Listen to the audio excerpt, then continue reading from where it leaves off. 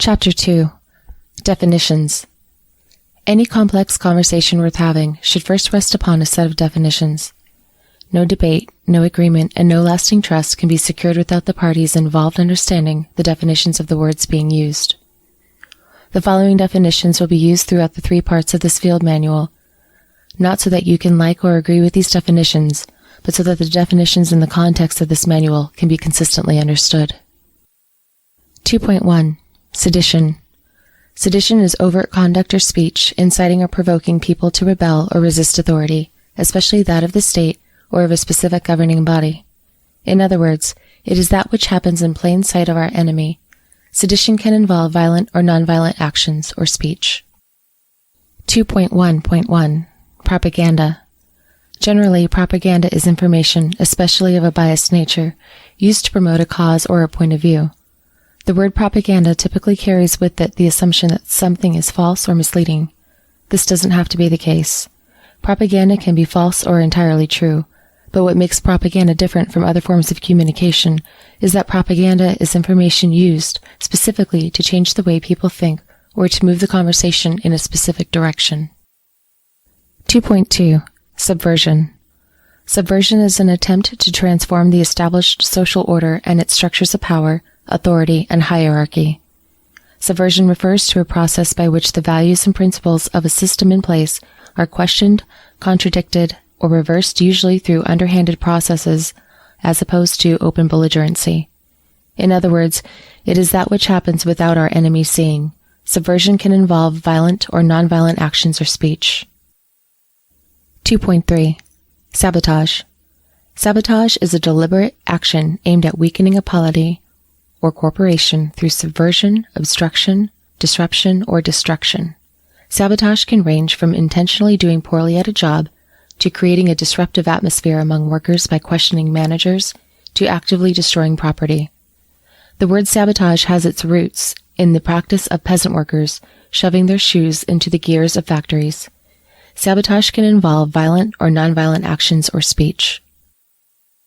2.3.1. Friend Saboteur. A fellow anarchist, abolitionist, voluntarist who embraces the zero-aggression principle and rejects all forms of coercive slavery while actively employing the methods of simple sabotage in resistance of the state and its actors. 2.4. Ethics-based irregular warfare. Irregular warfare favors indirect and asymmetric warfare approaches, though it may employ the full range of military and other capabilities in order to erode an adversary's power, influence, and will. It is often defined as a protracted struggle by an indigenous people testing the resolve of an occupying government and its strategic partners. It can take the form of insurgency or terrorism, but does not necessarily manifest itself as such in all cases. Ethics-based irregular warfare rejects the use of violence against the non-combatant and their property and favors strategic selective engagement with those considered highly valued or highly aggressive targets. 2.5. Insurgency. An insurgency is a struggle against authority when those taking part in the struggle are not universally recognized as belligerents. Insurgents are often indigenous people resisting the existing authority or government. An insurgency can involve violent or nonviolent actions or speech. 2.6. The state. In the context of this manual, the state is capitalized as a personal pronoun rather than its simple legal definition as a noun. The state is the entity, deity, real or imagined, that all aspects of all coercive governments, along with key corporations, the central banking complex, the mainstream media, the mainstream intelligentsia, and mainstream clergy serve as their master.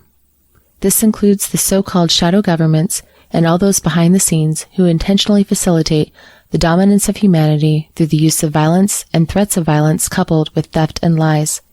One could say the state is the mystical character, angelus of the body politic. 2.7. The Great Man. The concept of the Great Man was heavily debated and debunked in the 1800s, but the belief is as old as the state itself and is more widely accepted today than ever. The basic idea is that God, or nature's God, provides special great men at specific times to lead society or governments during crisis, or to advance the progress of humanity towards a greater civilization. In reality, the great man theory is nothing but the old divine right of King Smith, modified with modern terminology. The other half of the great man theory that is rarely addressed is the boogeyman. He is the opposite of the great man. He is standing in the shadows, always waiting to take over and destroy civilization as soon as people fail to follow the great man. He is Hannibal at the gates. He is the next Hitler. He is the great Satan, always poised to steal men's minds and souls held at bay only by the wisdom and bravery of the great man. In American politics, the great man boogeyman has developed into an art form. Every 4 years, a macabre opera is played out at the cost of billions of dollars, almost $7 billion in 2012, according to OpenSecrets.org, as the American people attempt to determine who will be the great man and who will fail to raise to the calling. Of course, the whole idea of the great man boogeyman is pure poppycock, and is the invisible thread that holds together the emperor's new clothes. The moment you realize there is no great man and there is no boogeyman, the emperor's clothing vanishes, and you see him for the tiny wart-covered leech that he is. 2.8. Centralized, decentralized, and distributed networks. The standard definitions are used in this case, based on the 121-page paper Paul Barron wrote for the RAND Corporation in 1964. In brief summary, imagine a bicycle wheel with spokes protruding from a central hub. Now remove the tire and rim, leaving only the hub in the middle with the spokes protruding outward. At the end of each spoke is an activist. This would be a centralized network of activists. All of the activists are connected to the same central hub. If anything happens to the hub, the entire network is affected. Now imagine 5 or 10 or any other number of small hubs with some spokes on each hub connecting to the other hubs. All of the hubs can function independently, so if one hub is taken out of the network still mostly functions. But in taking out the one hub, you have also taken out all of the spokes and activists that depended on that hub. This is a decentralized network of activists. It is more reliable than a centralized network, but still relies on hubs. Now imagine all of the hubs are gone, leaving only spokes and activists. The activists connect not to one spoke and one hub, but each activist has 2 to 5 spokes or more, each connected to other activists. No activist is a hub, and yet all activists are hubs. No one activist depends solely on another activist, while all activists are within 2 or 3 connections from any other activist. This is a distributed network of activists. The word activist is used here, but the concept is the same if you use the word computer or telephone or soup can. 2.9. Activism, activist. Some very small-minded people believe activism is narrowly defined as only including the activity that they approve of. Others believe that any action you take, no matter the intent or outcome, is positive activism that should be praised and supported. I call both those types of people stupid. If you take action, you are an activist. Your activism may be useful or useless. It may be wise or foolish. It may be dramatic or calming. It may do what you expect, or it may not. Talking is activism. Posting catchy pictures with snappy sayings on social media is activism. Handcuffing yourself to the door of a police station is activism. Pouring gasoline on your head and igniting it on the courthouse steps is activism. Activism is not defined by the intent nor the results of the action. Activism is defined as action taken for a purpose. Judging the wisdom or the efficacy of activism is a completely different matter. 2.10. Slacktivism. Some newer definitions for slacktivism are derogatory perversions of its original meaning. For the purposes of this manual, slacktivism is defined closer to its original positive meaning. This manual defines slacktivism, for example, in an employment setting, as intentionally doing a really bad job while not doing anything bad enough to get fired. A specific example of slacktivism would be a trash collector who only half empties the trash cans of select customers for the purpose of disrupting the day-to-day functions of that specific customer.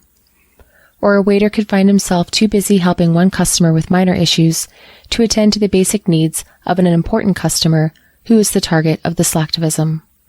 In customer service, a slacktivist may waste the target's time going over details, having them repeat information, apologizing over and over, while either not solving the target's problems or taking longer than required to solve it. In the immortal words of Homer Simpson, Lisa, if you don't like your job, you don't go on strike. You just go in every day and do it really half-assed. 2.11. Corporation. According to the United States government, U.S. Small Business Administration, a corporation is an independent legal entity. This means that the corporation itself is held legally liable for the actions and debts of the business. Additionally, the Supreme Court of the United States has ruled that a corporation is a legal person.